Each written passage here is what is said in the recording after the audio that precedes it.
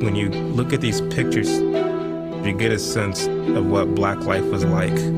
Some of them look pretty prosperous. We were never taught that America was bad and that we were not Americans. We were raised to love America. Protesters topple a statue of Christopher Columbus, and hundreds of statues have been vandalized. You see people trying to rewrite history. The American people know these names have to go. Why is that? The reason that that lie exists is power. There are certain people who are using the Negro in order to establish that power in Washington. And the Negro is just merely a pawn in a game that's bigger than he is. Welcome back, everybody. That is a trailer from a really awesome movie, Uncle Tom 2, which can be found at salemnow.com, salemnow.com. Joining us now is a great patriot and a colleague on the Salem Radio Network. His show is doing very, very well. You can hear it all across the country as he does a fabulous show every night. It's Brandon Tatum. Brandon, welcome back to the program. Charlie, thank you for having me on. Loving the radio show, man. Listening to it almost every night when I'm driving around and carrying on Larry Elder's legacy. Tell us about the film, Uncle Tom 2.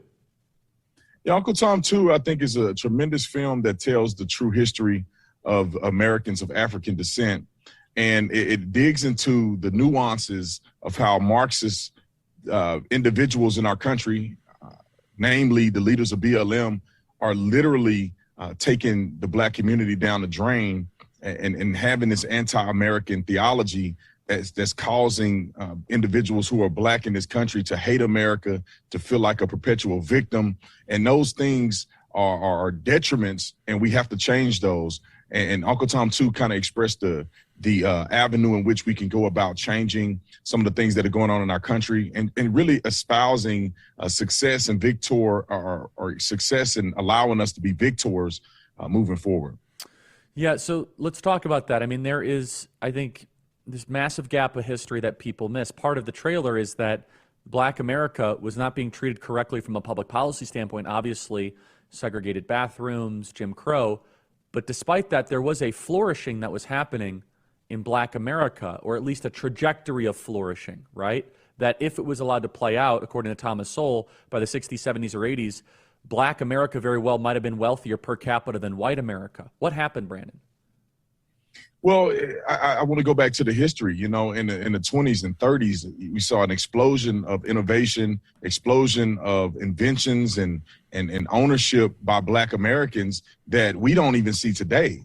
I mean, you're talking about Booker T. Washington with the Tuskegee Institute. You're talking about Black Wall Street in the 20s, also Black Harlem. I mean, all of these places. And you know, one interesting thing that you'll see in the film is that when they were boycotting the buses and they wanted the black people to ride in the front of the buses, black people own their own bus line. It was absolutely not necessary to go that far when we could have just been building on our own platform that we had. So we noticed that the advent of Marxism and this social ideology pushed us more towards the government and away from God and away from the family. And you can look at the statistical data.